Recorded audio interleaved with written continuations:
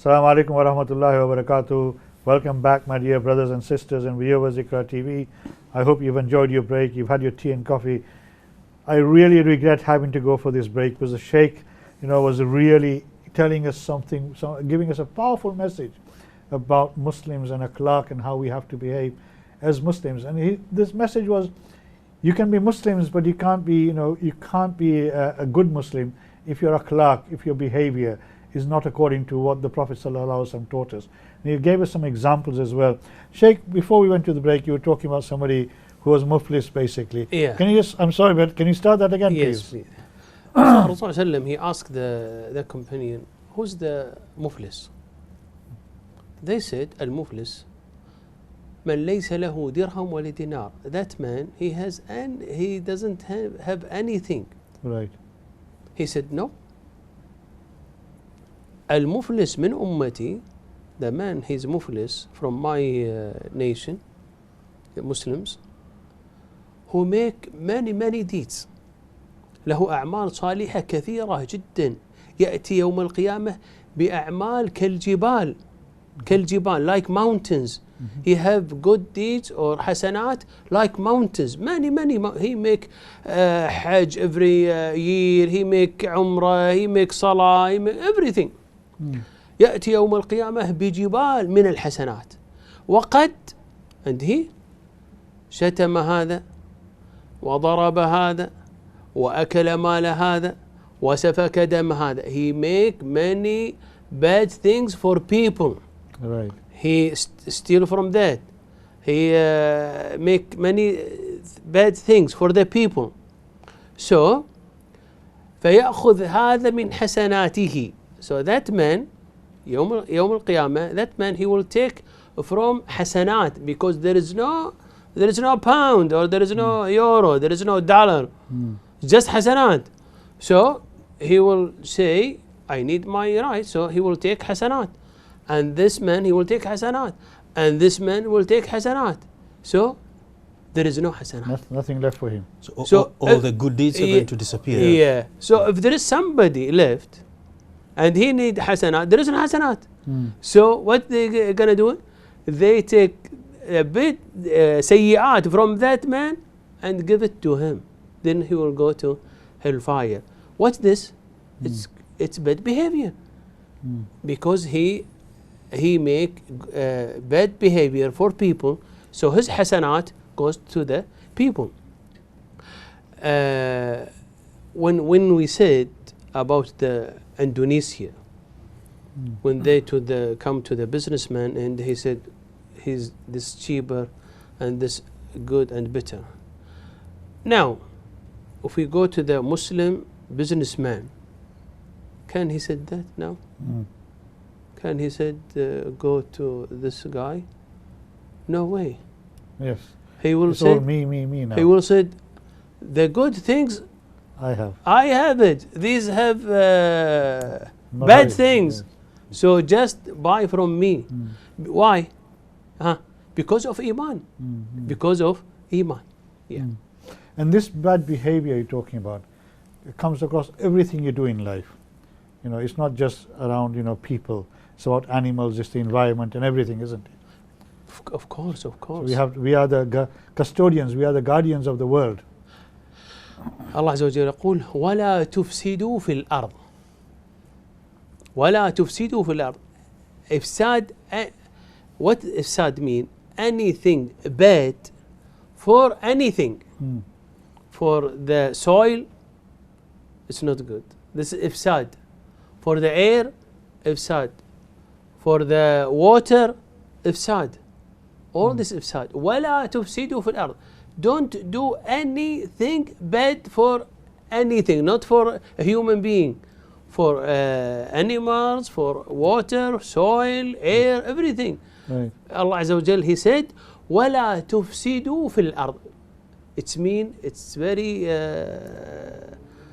clear. Don't do anything bad for anything. Yeah. Sheikh Ali Umar, you've been with the Sheikh. Yeah. And obviously you've had the benefit of listening to the wisdom that Sheikh imparts. How does this message go down with the people? I think his last point about destruction of the environment, which from what you can learn from the Sheikh is the emphasis we have in Islam to protect the environment. And now the key thing we are having nowadays is the destroying the environment, whether it's the soil or it's the atmosphere, and the ways in which we can be able to become more green. So from the Sheikh's message that he's giving there, you can see it is emphasizing on being good citizens and being green as well, which is a very Islamic thing for you to do. And that as well would go down as being one of the good behaviors, not only with fellow human beings, but with the environment that you are living in, and sort of you become a proper global citizen. And obviously at this moment in time, a lot of young people are concerned about climate change. Yes. And the impact of what is happening around the climate. And I mean, this message, I don't think many people have connected Islam with environmental issues. And that's something that has been missing in my view. Although on my program I've said this before, that in order for you to be a good Muslim, you have to make sure that you look after the environment as well. If you don't look after your environment, then in my opinion, you're not a good Muslim. And I'm really glad that the Sheikh has reinforced my message. He's actually qualified my message, which I gave probably about 6-7 months ago. But I mean, in the sense of the work that you do, in Greenwich, you have a very large community. From very different, diverse parts of the world. And Sheikh, you've traveled around the UK. First time you come in the north. And I'm going to be absolutely honest, because I've heard this phrase before. You may be a Muslim, but you don't have Iman. You may be a Muslim, but you don't have Iman. It's been said by many other people as well. And in your experience going around, have you seen that the Muslim community in this country is behaving in such a way that they may be Muslim, but they don't really practice the Iman properly? بسم الله الرحمن الرحيم والحمد لله رب العالمين وصلى الله على محمد وعلى آله وصحبه أجمعين. That you said to the man that you don't have Iman, we can't say that, but his behavior says that he doesn't have Iman. Like Rasulullah when he said about the neighbor, if you do something bad for your neighbor, he said you not have Iman. So I told you there is connection. So if you practice bad akhlaq, this means you don't have Iman, or your Iman, let's say your Iman, you have Iman, but it's very, very, very weak. Let's say that, okay? Because if you have good Iman, you have to practice your good. So I'll rephrase my. They may have Iman. Okay, let me explain this more. الرسول صلى الله عليه وسلم he said في الحديث الذي رواه الإمام أحمد في مسنده عن أبي هريرة رضي الله عنه قال عليه الصلاة والسلام إنما بعثت لأتمم مكارم الأخلاق. He said, I sent, Allah Azza wa Jalla send me for what? To complete the akhlaq. The al-jahiliyyah, they have akhlaq, good, and they have bad. So Allah Azza wa Jalla, He sent me to complete the akhlaq that human being have, I will complete it. Now the question is, Rasulullah he sent for that or sent for Tawheed? Allah Azza wa Jal sent him for Tawheed. But they said, the scholar said, because of the akhlaq, it's very, very important in Islam. So he said, Allah Azza wa Jal, He didn't send me for Tawheed, because this is very, very important. So akhlaq in Islam, it's very, very important. Why?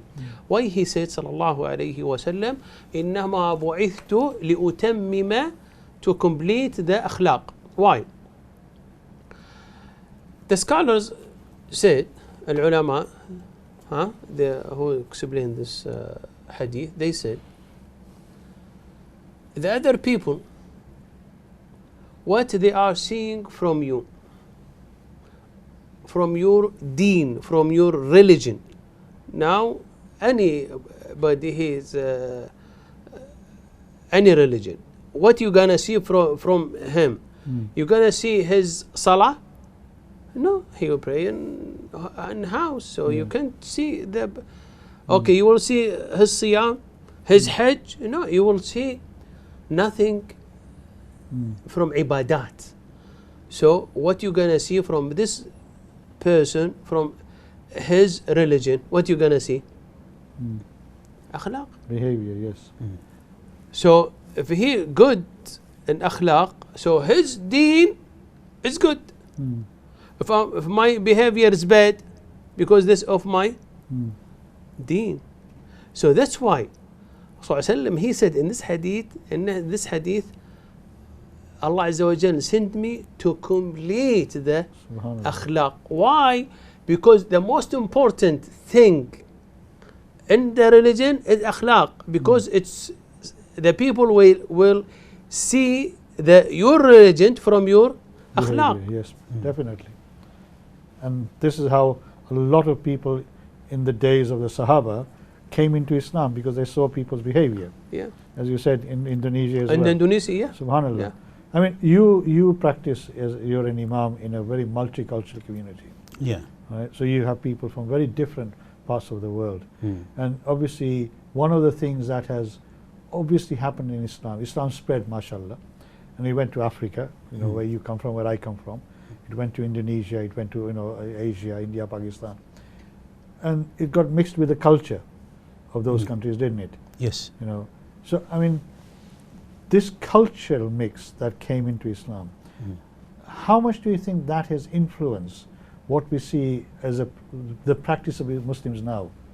Well, I mean, you will see different practices in your mosque. This it's in twofold. One is that Islam is not against cultural practices. As long as the cultural practices are in line with the Islamic teachings, then such cultural practices become Islamic practices. There is no conflict there. Now, where Islam comes in is where a cultural practice is in conflict with the teachings of Islam. Right. So when that practice, whatever it is in conflict with the teaching of Islam, then now the individuals are challenged here to make their way to conform with what Islam requires them to do, and not the other way around. Right. So so they have to change their lifestyle. They have to change their lifestyle. Yes. So that's why when you see places where we've got Muslims from diverse different parts of the world, whether it's from the Arab world, from the Asia, from Africa, but you find the way they behave is almost uniform. They might be having some particulars which is amongst from the places they're coming from, and that's how they do things. But in conformity, you find they're all doing things the same, and the way they behave there is also the same. So you have that overriding factor of that we are Muslim and Islam brings us together, and it gets us to be able to behave in a particular way and in a particular fashion. So it brings unity to people. It brings unity amongst people. And the one Shahada, one Prophet. Yes. Sallallahu Alaihi Wasallam. Yes. Sheikh, coming back, I mean, obviously you come to the UK. This is the first time you come to the north. Inshallah, we'll see you again. Inshallah. I certainly hope that we will see you again. Inshallah. Because I want you to see the communities around the north, because you've probably just seen London and those surrounding areas. Obviously, we live in a non-Muslim country. We are governed by a non-Muslim government, and we are surrounded by non-Muslims, mainly Christians, but even Christianity in this country is going down a little bit. How important is it, in your opinion, that we build good relations with our non-Muslim neighbors, whether they are Christians, practicing Christians, or not practicing Christians, whether they're Jews, whether they're Hindus or Sikhs or whoever they are? How important do you think that is for us as Muslims? I think it's very, very important, because this akhlaq, what we said about the akhlaq, which is, you said, truth, where you don't steal, these things, it should be with everybody, especially who's around you. They are Muslim or not, or non-Muslim. and you enter this country by law, right? So you have to obey this law, and you have to all the laws in this country. You have to follow this law, and your akhlaq should be with everybody. Yeah. So where some people say that the law of the land is in conflict with Islamic principles, right? For example, I mean, can't think of an example. Maybe you might be able to think of where you don't sit with women and talk in a meeting, for example, or you don't sit with people, gay and lesbian people, for example. I don't know whether you've seen that in London. Because now, what would you say to that? Because some people are very strong. Oh no, we can't sit with women. We can't sit with gay people, lesbian people, and we can't have a discussion with them. You can't do anything. This country, you enter this country by law, right? You stay in this country by law. You don't like this law, go out from this country. Wow, subhanallah. Yeah. So what you gonna do?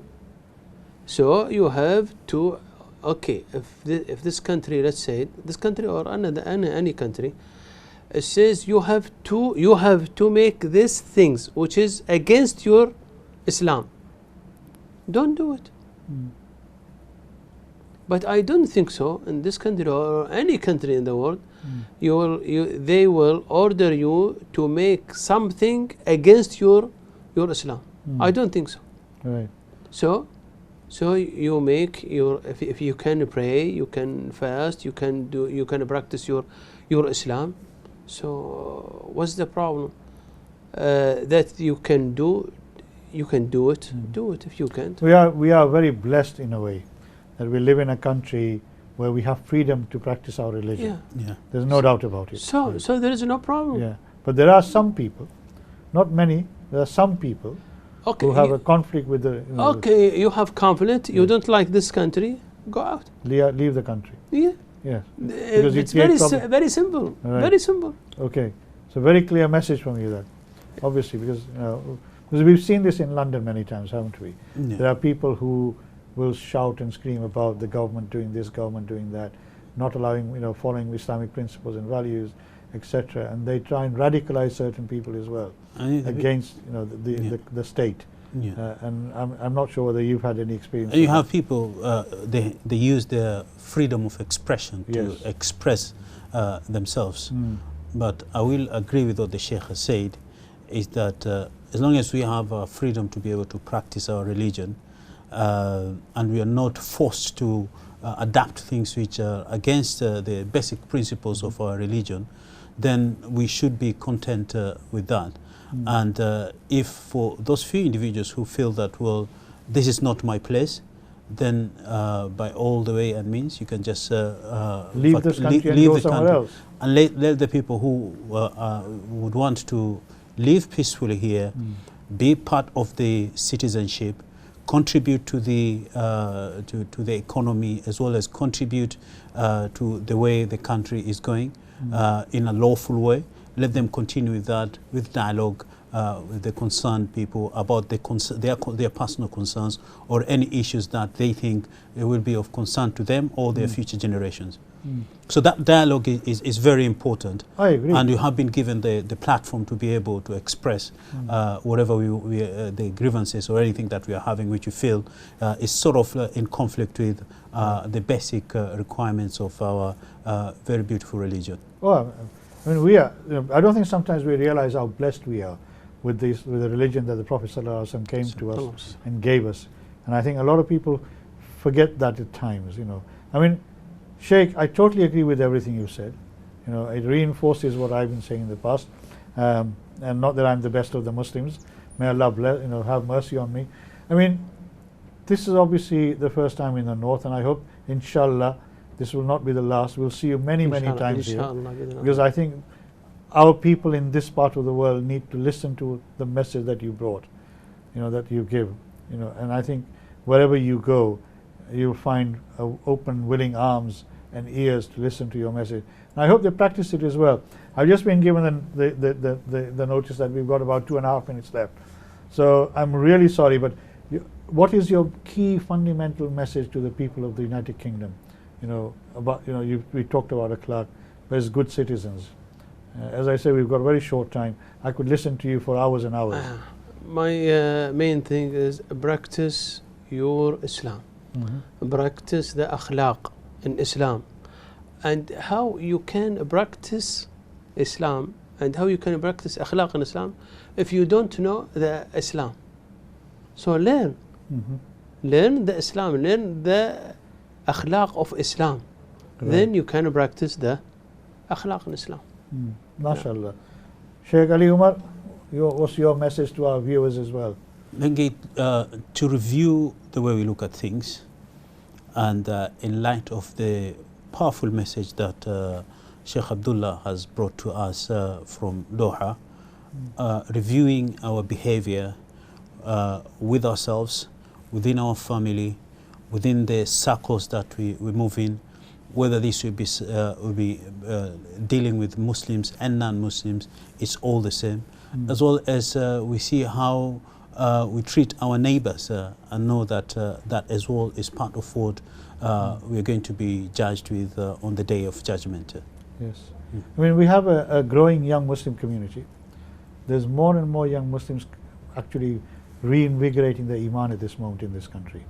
If you go 15 years, 20 years before, you saw very few women wearing the hijab. Now you see, mashallah, lots of young girls wearing hijab. So we are hopefully, inshallah, getting more and more people, young people, into Islam, the fold of Islam. Inshallah. So I would beg you to continue to make du'as for us living in the United Kingdom, that we give ourselves to the Islam that you mentioned, that not only was our iman become stronger, but our akhlaq becomes stronger as well, and that we become shining examples to all the people who live around us. Inshallah. Because that is the most powerful message that the Sheikh gave when you gave the examples of people who went from Yemen to Indonesia, and their behavior changed a whole nation, in the way they became Muslims. Now I hope you have a safe journey back home, inshallah. Shukran, Sheikh Abdullah Ibrahim Al-Sada, Imam of Mosque in Doha, I'm really, really deeply grateful to you for coming here, giving some time to us. I know you have a very busy schedule. Next time we will have more time to spend with you. Inshallah, we'll see you soon. I hope you really enjoyed that powerful message from a really powerful Imam from Doha. Thank you very much. Assalamu alaikum wa rahmatullahi wa barakatuh. Inshallah, I'll see you next week. Take care. May Allah be blessed to you, be with you, and make dua for all of us. And once again, Assalamu alaikum wa rahmatullahi wa barakatuh. Wa alaikum salam wa rahmatullahi wa barakatuh.